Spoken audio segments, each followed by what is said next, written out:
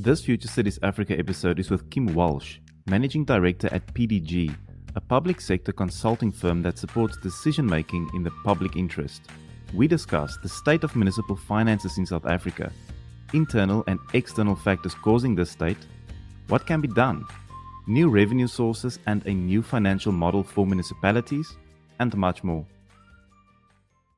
Kim, welcome. It's great to have you on the show. Can you give us a brief introduction to your background and role at PDG? Nice to meet you and nice to be here. My name is Kim Walsh and I'm currently the Managing Director at PDG. PDG is a small public sector consulting firm. We aim to support decision making in the public interest. We've been around for about 32 years, consulting mainly across all three spheres of government in South Africa, but also some work elsewhere in Africa. We're a multidisciplinary firm. I think that's quite important. So we have practice areas in public finance, municipal services, urban economies, institutional development, climate and environment, and monitoring and evaluations.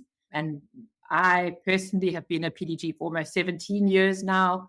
And in addition to being the MD, I lead our public finance practice area. So I've also done work for national government departments on policy and analysis and research related to mainly municipal finances, and then for provinces in their role in supporting municipalities as well as for municipalities themselves, largely around financial planning, tariff setting, subsidies, that type of thing. So what exactly is the current state of municipal finances in South Africa in 2022? Unfortunately, pretty awful. For several years now, National Treasury has produced an annual report, which they call the State of Local Government Finances. They use 13 indicators to determine whether a municipality is in financial distress or not. And when they first produced that report back in June 2011, they classified 24% of municipalities as being in financial distress, so 1 in 4, which was not great. But by the most recent report, which they released in June 2020, this had increased to 70% of municipalities classified as being in financial distress. And this includes 5 of the 8 metropolitan municipalities. So only 3 of our metros in South Africa were not classified as being in distress in June 2020. And that was Cape Town, Buffalo City, and Nelson Mandela Bay. So there's been a real decline in the state of municipal finances over the past 10 plus years. And what internal and external factors are causing this current state?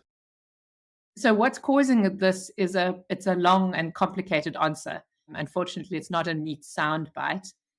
Firstly, there's a whole array of external factors that are affecting the finances of municipalities and of cities.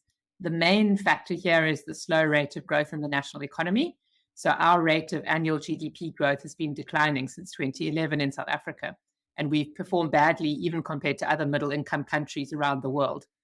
And that has quite a profound impact on municipal finances. And to understand that, you need to understand a concept called cross-subsidization. Municipalities in South Africa make money on providing services to wealthy households and to businesses. And they use this to subsidize the provision of services to poor households. So they typically provide services to poor households at below cost. So they need to make a surplus on the wealthier households and businesses to cover that loss. If you have a slow economic growth environment, both sides of that cross-subsidization formula get challenged. So firstly, you have rapid growth in the number of poor households. So we're seeing more and more households that municipalities are needing to subsidize. And then on the other side, you get slower growth in the number of wealthy households and businesses. So the slow economy is putting pressure on the affordability of services to customers themselves and therefore to the municipalities. So that's the first external factor. A second major external factor is the continuing energy crisis. Electricity businesses have been has historically been really important in municipalities. They've generally made quite good profits on the electricity service, and they use this to cross-subsidize losses on other services. So particularly things like community and social services or roads, municipalities don't have strong revenue streams for, and so they use those electricity profits to allow them to deliver these other services. What we've seen over the last 5 to 10 years is that rising electricity prices and unstable supply are encouraging particularly wealthy households and businesses to look at other options and to explore things like what's called small-scale embedded electricity generation, solar PV panels on roofs, etc. And municipalities are seeing a big impact of this on their electricity businesses. It's impacting negatively on their profits. And again, that's making it difficult for them to afford to provide other services. So that's the second factor. There's this fundamental shift going on in the electricity business in South African municipalities. And then probably a third external factor worth mentioning is what gets called unfunded or underfunded mandates. The distribution of powers and functions, so who provides what services in South Africa, is quite complicated between the three spheres of government: national, provincial, and local. There are several things that municipalities currently do that are meant to be done by other spheres, either in full or part. So things like libraries, museums, municipal health are actually meant to be provincial functions, but they're often undertaken by municipalities. And then there are other things like housing provision, public transport, and policing, which are shared between spheres of government. But we've seen cities in particular playing an increasing role in those functions. So the size of metro police forces expanding significantly, for example.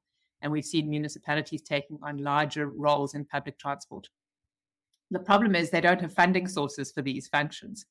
So when they choose to take them on, which is often a really good thing from a service delivery perspective, it places pressure on their revenues, particularly property rates, because they don't have funding streams for them, the unfunded or underfunded mandates. So those are three key external factors: slow economic growth, the energy crisis, and the way that powers and functions are shared between spheres of government. And those issues have been, unfunded mandates have been around for a while, but the economy and the energy crisis have really been playing out over the last 10 years. There's also some factors related internally to financial management of municipalities. So on the expenditure side, there's a high degree of inefficiency in municipal expenditures. In particular, we've seen employee-related costs growing at something like 10% per annum over the past decade. And this is not sustainable. So there's a lot in the press around a bloated public sector salary bill. This is not only about salaries, it's also about the way that municipalities manage overtime and the allowances that municipal officials receive. And so we're seeing employee-related costs becoming really high. And there are some signs that this may be changing. There's been a cap on the upper limits of salary increases for senior municipal managers for a few years now. Certainly the Minister of Finance has been putting out strong messaging about containing salaries. And there was recently quite an important constitutional court ruling that said that municipalities can renege on wage increases negotiated through bargaining councils if they're unaffordable, because municipalities don't set their salaries themselves. They're set annually through a bargaining process led by the South African Local Government Association on their behalf. So hopefully we'll see a turnaround on employee-related costs soon. There's certainly other areas of inefficiency. Another one that shows up in the press a lot is about water and electricity losses. So this is partly about leaking pipes or losses of electricity off the network due to heat loss and that kind of thing. And those losses are high and are climbing. And it's also about theft of those services, people who are stealing water and electricity and not paying for them. So on the expenditure side, there's a lot of inefficiency, and municipalities do need to work progressively to eliminate that.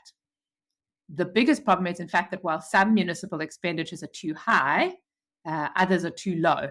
And the main concern here about under expenditure is what's called asset management. Municipalities are not spending enough on maintaining and replacing their infrastructure. And again, we've been really good at rolling out infrastructure since the dawn of democracy. We've connected a lot of new households to services, but we haven't been very good at looking after the infrastructure that we've got.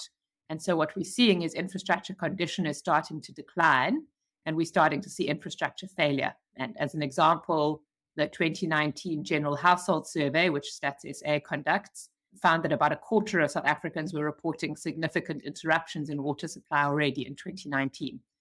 So on the expenditure side, we have this weird mix of some quite high degree of inefficiency in some areas, which then means there's under expenditure in other areas. And we need to find the efficiency so that we can divert expenditure certainly onto better asset management.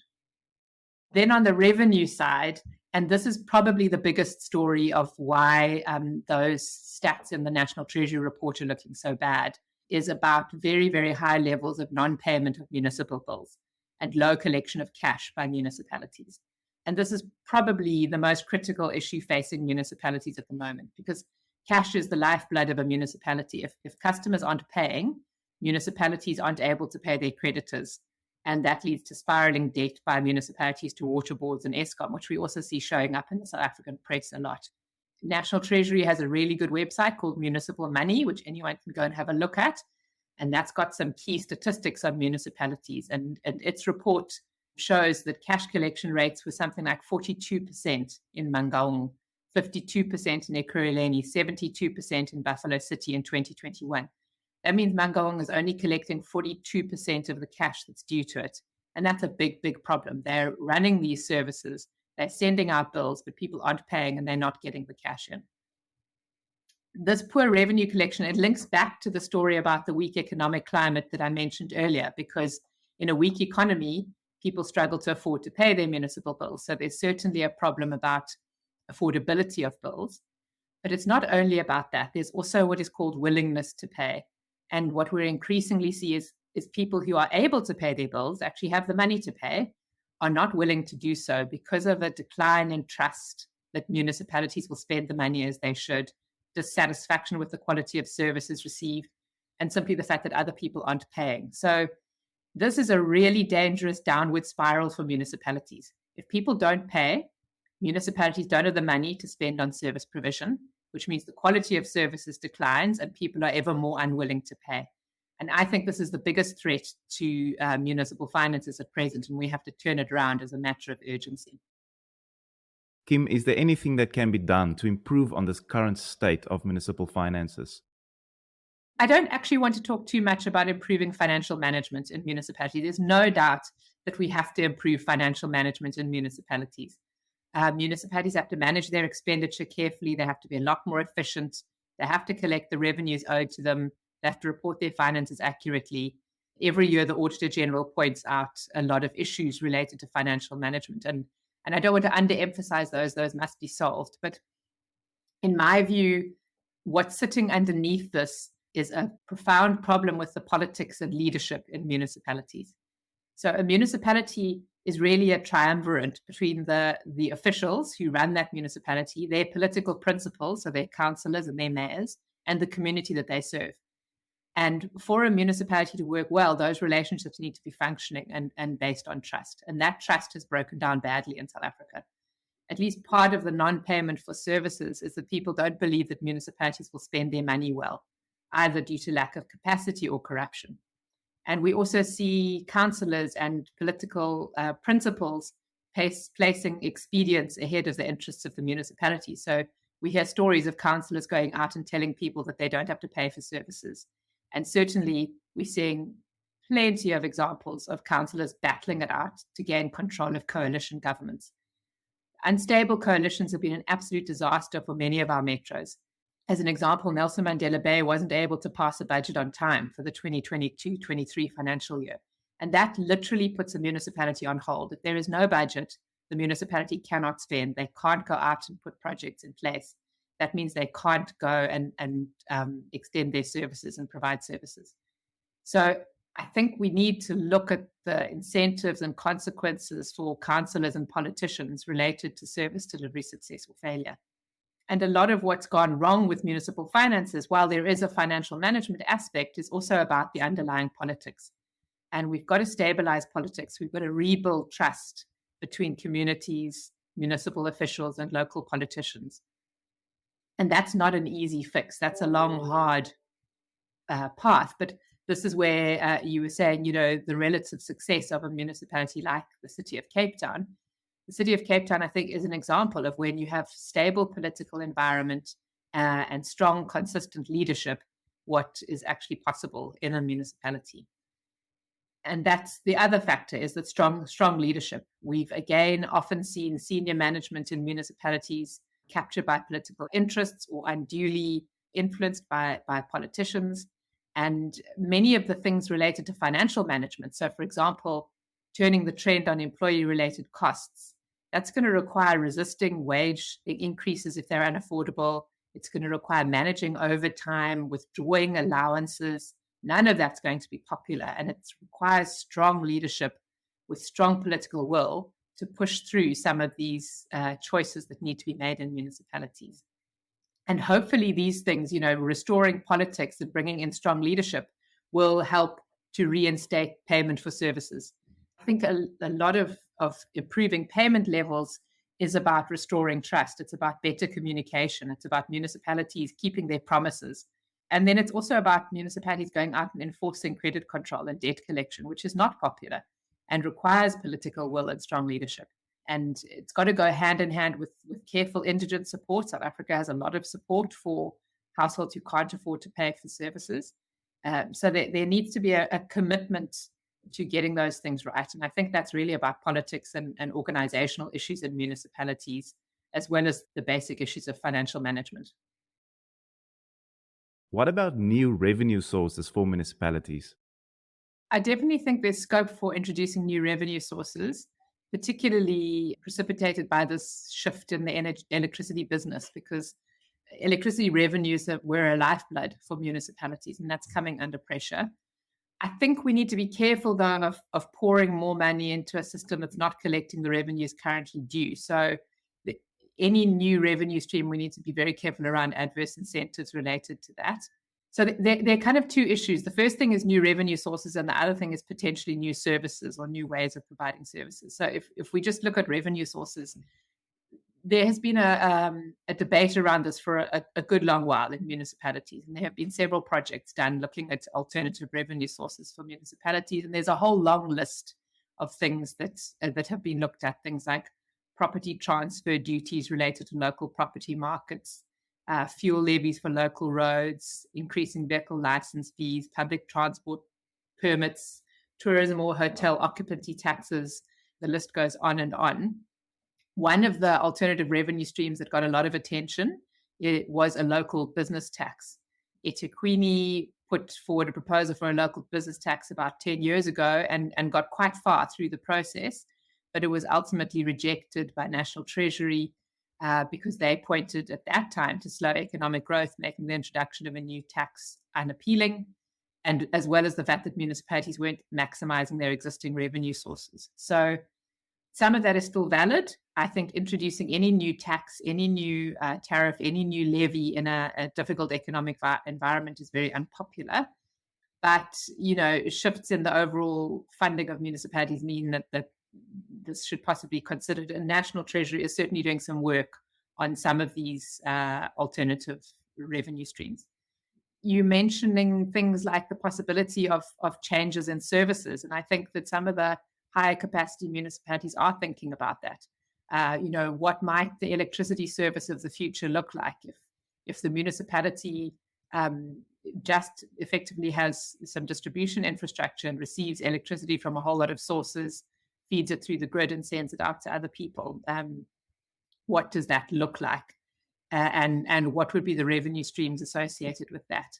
Certainly some municipalities are pursuing the idea of fiber or data. Increasingly that's becoming another infrastructure service, and there may be a role for municipalities in providing data services in their municipal areas. And all of these may have revenue streams, but they need to be explored very carefully, because it's very dangerous to look at this as a lovely new revenue stream without thinking carefully about the costs that will be required to run a new service, for example. And I think increasingly what we're seeing is a need to pilot some of these things. South Africa is very slow in introducing new things. The regulatory environment is strong and solid, but it can be quite onerous. And I think some of the ideas of these new revenue streams, to pilot them in stable, administratively mature municipalities, is starting to look like a good idea. So let's test some of these things for a few years, see how they go before we go and try and roll something out as a blanket across the country. Going forward, how will municipalities stay relevant? I do recall a conversation with Huawei where they are predicting that service delivery will become so digitized that normal day-to-day delivery of services will eventually kind of fall away. What about a new financial model for municipalities? I think that's partly what you're alluding to in terms of future services and what would a future municipality look like, because it's important to remember that the financial model of a municipality is linked directly with its powers and functions. We tend to be very familiar with the services that South African municipalities provide to us, which are extensive: water, sanitation, electricity, solid waste, roads, a whole range of community and social services. It's not the case. That's not the case around the world. If we look around the world, different municipalities perform different mixes of functions. Some of the functions that South African municipalities provide are provided by national entities or provincial entities or private sector elsewhere in the world. So I think if we're talking about a new financial model for municipalities, that's got to be linked to relooking powers and functions and thinking about what it is that municipalities do. From a pure financial model perspective, though, as water and electricity consumption patterns change, so I've mentioned electricity, with rising prices, people are getting a lot more efficient with electricity use. We're also seeing that with water. After extensive droughts all over the country, we're seeing people shifting their relationship with water use quite substantially. And so municipalities are definitely going to need to shift away from revenues based on the consumption of services.